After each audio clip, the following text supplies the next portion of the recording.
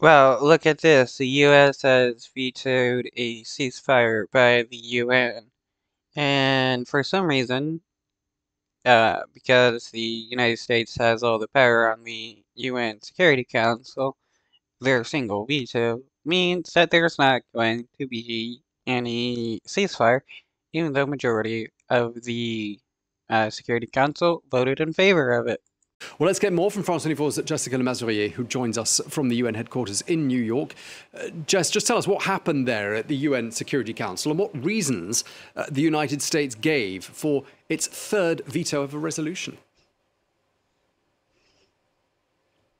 Well, we saw Linda Thomas-Greenfield raise her hand to veto this resolution on behalf of the United States. And we saw quite...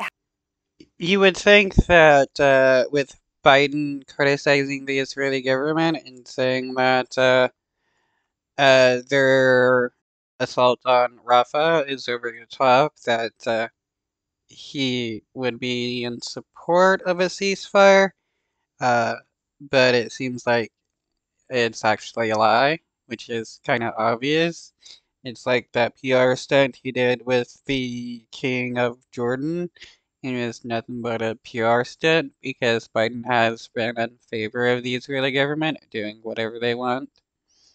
How isolated the US is looking on the world stage, because the only country to, you might say, back up the US was the United Kingdom, which abstained. Otherwise, all other members of the Security Council voted in favour of this resolution put forward by Algeria on behalf of the Arab group, which called for an immediate humanitarian ceasefire in Gaza.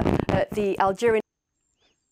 Yeah, and what, the UK is another nation where like the main leaders pretend to be what the Israeli government is doing, and then in situations like these, they will veto any kind of ceasefire or any kind of criticism against the Israeli government, because it's all it is just people pretending to be against what the Israeli government is doing so that they can keep up their approval ratings.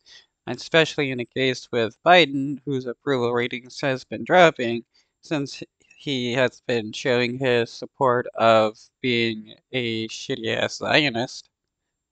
Ambassador really made a strong case for his resolution.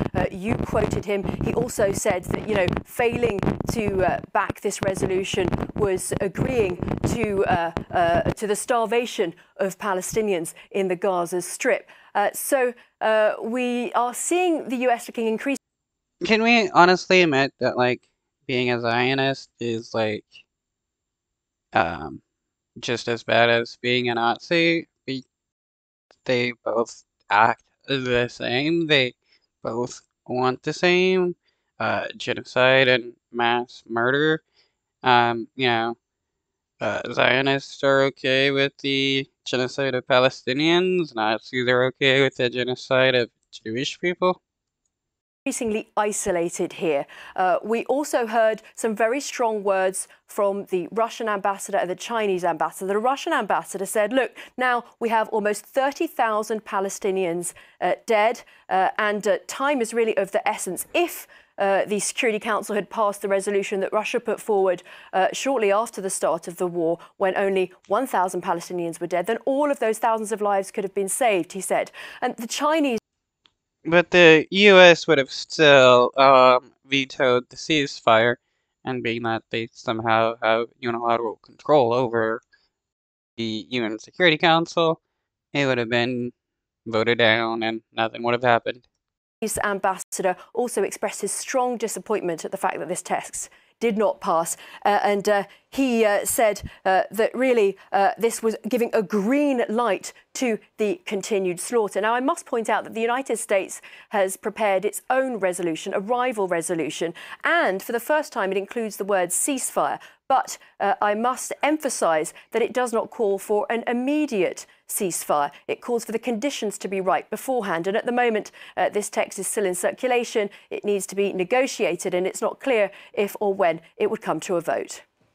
OK, well, thank you very much indeed for bringing us all the latest there from